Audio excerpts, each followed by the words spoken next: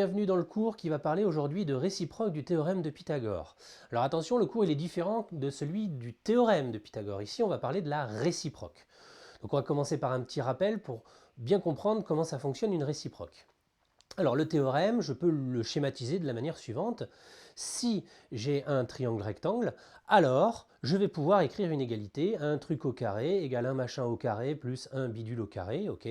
Je sais que là, c'est forcément le plus grand côté, ça c'est des rappels du théorème. Donc là, c'est forcément l'hypoténuse, là c'est un des deux côtés de l'angle droit, et puis là c'est le troisième côté, un qui touche l'angle droit.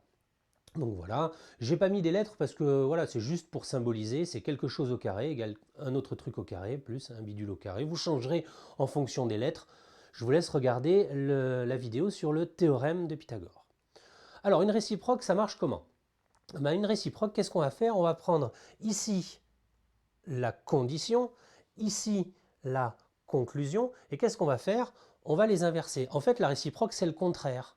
Enfin, c'est pas le contraire, c'est la réciproque, mais pour comprendre, c'est un peu cette idée-là. C'est-à-dire que je vais garder la même forme si, alors, mais à cet endroit-là, je vais mettre la conclusion ici, et à cet endroit-là, je mettrai la condition. Donc ça veut dire que c'est la même chose, mais dans l'autre sens. C'est donc ce qu'on appelle en mathématiques la réciproque. Alors attention, ça va vraiment pas être la même chose, ça va pas servir à la même chose. Ici, si on a un triangle rectangle, donc ça on le sait, on pourra écrire quelque chose avec des longueurs. Donc on va pouvoir trouver la troisième longueur. Ici, si j'ai quelque chose, alors je vais pouvoir trouver qu'il est rectangle. Ici, il me faut des longueurs, et il me faut des indications différentes d'ici.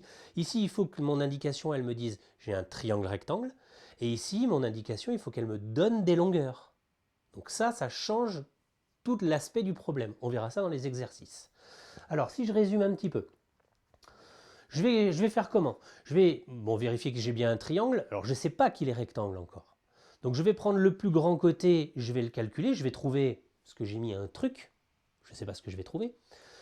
Je vais prendre les deux autres côtés au carré, je les additionne, je trouve un truc. Et alors là, ce qui est intéressant, c'est que ici et ici, si je trouve le même truc, si je trouve 25 ici et 25 ici, si je trouve 37 et 37, si je trouve 620 et 620, j'ai la même chose. Et dans ce cas-là, j'ai donc mon égalité et je pourrais donc dire que le triangle est rectangle.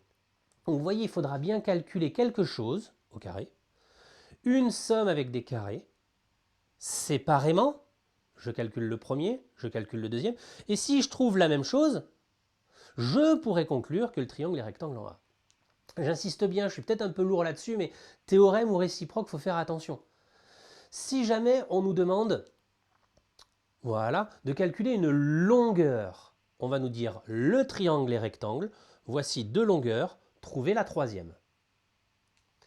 Si jamais on nous dit est-ce que les droites sont perpendiculaires, est-ce que le triangle est rectangle, on va nous donner les trois longueurs, mais on ne nous dira pas que le triangle est rectangle parce que c'est ce qu'on cherche à démontrer. Et là, ce sera la réciproque. Attention de ne pas confondre les deux. Allez, un exercice sur la réciproque du théorème de Pythagore. Donc voici une situation, on a un triangle et on connaît 1, 2, 3 côtés. On connaît les trois côtés et on nous demande est-ce qu'il est rectangle? Alors, je dessine, je m'aperçois que j'ai un côté qui fait 13, un côté qui fait 12, un côté qui fait 5. Je m'en fiche des grandeurs, c'est pas l'important, le truc c'est juste de savoir comment ça se passe. Et là, moi je me pose la question, est-ce que j'ai un angle droit ici? Pourquoi est-ce que j'ai un angle droit si j'en ai un, il est ici? Tout simplement parce que 13 étant le plus grand côté, si jamais il y a une hypoténuse, c'est forcément 13. Ça ne peut pas être 12, puisque 13 serait plus grand, et encore moins 5. Donc la question c'est, est-ce qu'à cet endroit-là, j'ai un angle droit?